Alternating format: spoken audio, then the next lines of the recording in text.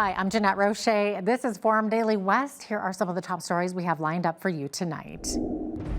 A Montreal father who claimed his 9-year-old daughter was kidnapped is charged for her murder after her body is found in New York State. Prosecutors seek 7- and 8-year prison sentences for 2 of the Freedom Convoy frontrunners.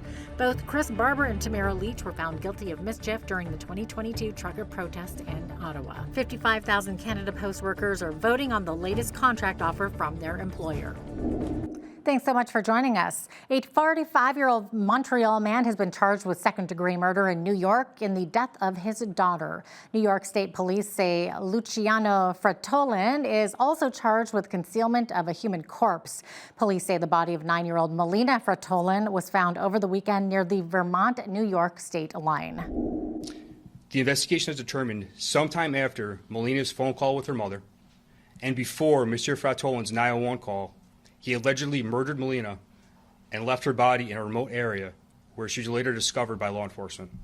So the suspect's initial account is that he had pulled over in the area of exit 22 in Lake George, pulled over into a parking lot to urinate. His initial report is he steps away to a wooded area, returns to the vehicle, and at that point, his child was gone from the vehicle. He reports a suspicious white van fleeing the scene southbound. During a subsequent interview, he then reports 2 unknown males forced her into a white van. That lead was thoroughly investigated and disproven. I was at the command post when we received notification that she was deceased. It was very difficult and emotional. At that point, though, the best we could do is provide some measure of justice to the family, and we are just fortunate we're able to do that in this case. Police say the father and daughter had entered the United States on July 11th for a vacation and were due back in Canada yesterday. Ottawa Crown prosecutors are seeking a 7-year prison sentence for Tamara Lich and an 8-year sentence for her co-accused Chris Barber over their roles in organizing the 2022 Freedom Convoy, despite acknowledging the protest was peaceful and largely nonviolent. The sentencing hearing is scheduled for July 23rd in Ottawa. The Crown alleges the protest held in the capital amounted to, quote, mass mischief and an attack on essential values of democracy, arguing the demonstration's impact justifies lengthy prison terms. The 7 years for both Lich and Barber are for their mischief convictions, but the Crown is asking for an additional year for Barber, who was also convicted of counseling others to disobey a court order. They are also looking to seize his truck known as Big Red, which led the convoy from Saskatchewan to Ottawa. Toronto-based criminal defense lawyer Ari Goldkind said the sentences requested by the Crown are one of the most grotesque he has ever seen. This is one of the most offensive, one of the stupidest, one of the most power-hungry, almost banana republic things I've seen in 20 years of doing this. You just look at the kinds of sentences that people get for violent crimes, rapes, child molestation, child pornography, carjackings, home invasions. This is lawfare, to use that term, at one of the worst and most egregious scales ever. This makes my blood boil. You compare the 7- and 8-year sentence they're seeking for Lich and Barber, where nobody will dispute these were peaceful protests, basically saying, don't make me take an vaccine, clearing my throat on purpose. You can Hamas in downtown Toronto or Montreal for free and with a police escort. So if there's ever a message being sent to ordinary, average, hardworking Canadians, truckers who simply wanted to make a living and make their point where? In the actual capital of our nation for a couple weeks, this is one of the most grotesque jail sentences I've ever seen be asked for. And in my view, it is shameful. We also asked Ari Goldkind to weigh in on the recent charges against a Lethbridge Junior girls football coach. Justin Tillery was arrested by Alert's Internet Child Exploitation Unit on July 16th with help from Lethbridge Police Service. In addition to numerous child pornography charges, they allege he used AI to manipulate and sexualize photos of underage girls. According to Goldkind, judges are not likely to deviate on their rulings when it comes to computer-generated child porn versus the real thing. as AI grows in its infamy and its use for disgusting purposes, let alone putting most Canadians out of work, there will be people who run defenses, I think, as the law starts to get tested, that says, look, it wasn't real. It wasn't really her. I digitally manipulated it. I made an AI image out of a Facebook photo that I manipulated.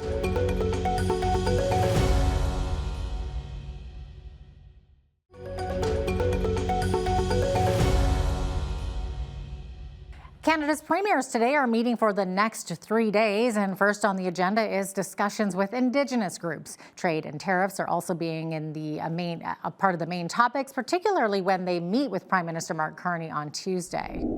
We have tariff and non-tariff barriers between our provinces. We have tariff and non-tariff barriers in the previous USCMCA or NAFTA prior to that, or any of the global agreements that we have do have exclusions, carve-outs, exceptions, exemptions, whatever you might call them. So that is the reality, that we won't get to zero on each and every topic. The goal is to get as close to zero on as many items that we possibly can. And I know that's the Prime Minister's goal as well. The meeting comes as Indigenous communities have expressed concerns with federal and provincial laws meant to fast-track major infrastructure projects. Carney met with hundreds of First Nations chiefs last week, and some chiefs walked out saying they saw an insufficient response to their concerns. A U.S. senator is calling on Prime Minister Carney to move quickly on permanently repealing the digital services tax. Democratic Senator Ron Wyden of Oregon was part of the bipartisan delegation that met with Carney in Ottawa this morning. How was the meeting with senators?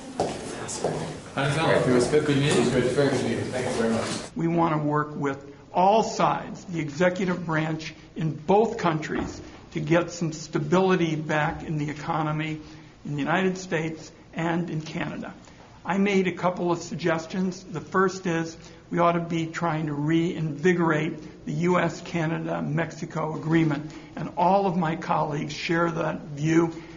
This is something that we've had a considerable amount of success with since it was written during the Trump administration, and we ought to strengthen it. We ought to build it, not get rid of it. That's number one. Two other points that I'd mentioned that I think would help to build trust.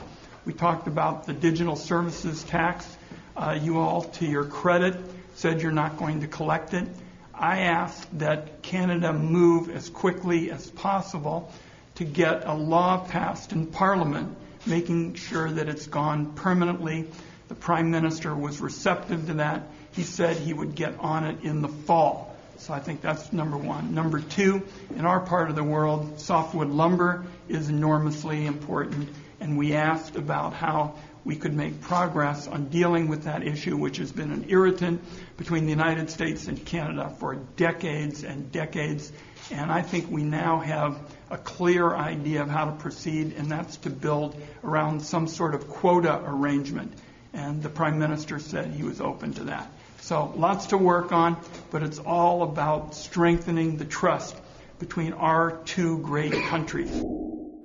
Carney said last month he would eliminate a tax on major American tech companies that generate revenue from Canadian users after U.S. President Donald Trump called a halt to bilateral trade talks over it. Then earlier this month, Trump threatened to impose 35% tariffs on some Canadian goods by August the 1st. Voting is underway among 55,000 Canada Post workers on the latest contract offer from their employer. The offer includes wage hikes of about 13% over 4 years, with the addition of part-time workers Canada Post says is necessary to keep the Postal Service afloat. The spokesperson for the Crown Corporation says he hopes employees see that the offers provide certainty for the future, adding he would not speculate on what would happen if workers rejected the offer, except to say the uncertainty would continue. The Canadian Union of Postal Workers is urging members to reject the proposal after more than a year and a half of talks. New data from the Canadian Federation of Independent Business finds that a postal strike could push nearly 2 in 3 businesses to walk away from Canada Post permanently. Their data also shows 73% of small businesses rely on private couriers for package delivery. And if Canada Post doesn't change its business model, it will continue losing critical market share, making it impossible for the corporation to turn around its losses, currently measured at $10 million per day. Well, who doesn't love ice cream, especially in July? And today was National Ice Cream Day. Yes, that's a thing. Researchers at Lethbridge Polytechnic celebrated it with sweet science and sustainable solutions using ice cream to spark conversations about food sustainability, health, and innovation.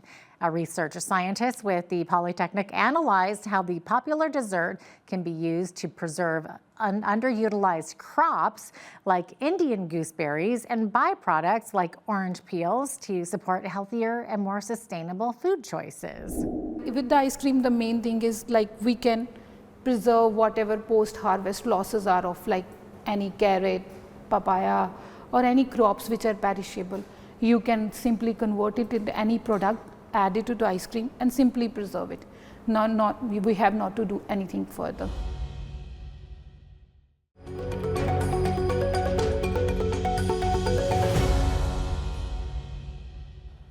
Alberta says that housing starts continue to rise by 30% from this time last year, outpacing everywhere else in the country. Using data from the Canada Mortgage and Housing Corporation, the province is on track to surpass its 2024 record-setting year with 27,902 housing starts in the first 2 quarters of 2025. Across the province, Calgary and Edmonton continue to accelerate in new home construction, increasing by 32% and 29% respectively. Some of the highest numbers in the country. Here in Lethbridge, the city saw a 26% increase from 289 to 363 from this time last year. Red Deer maintains pace with 284 year-to-date starts at a 2% increase, and Grand Prairie has more than doubled from 2024 with 235 starts. According to Build Lethbridge, the city will surpass its 10-year average for starts thanks to a healthy balance of growth of population and inventory. I think all indications show that we do have a very healthy housing market in Lethbridge, with the inventory being low. Provided our population continues to grow, the demand will be there. We know that rental is low, so there's a number of factors that would indicate to me that's probably going to be on trend or better than last year. There are a number of things that go into that. So looking at vacancy rates would affect that. Inventory, so where is the inventory at versus the demand in the community? What is the population growth of our community also indicates whether or not we need new homes. And that's what the builders have to take a look at is what is the rental supply versus vacancy rate? What is the population, so the migration of people coming into the city?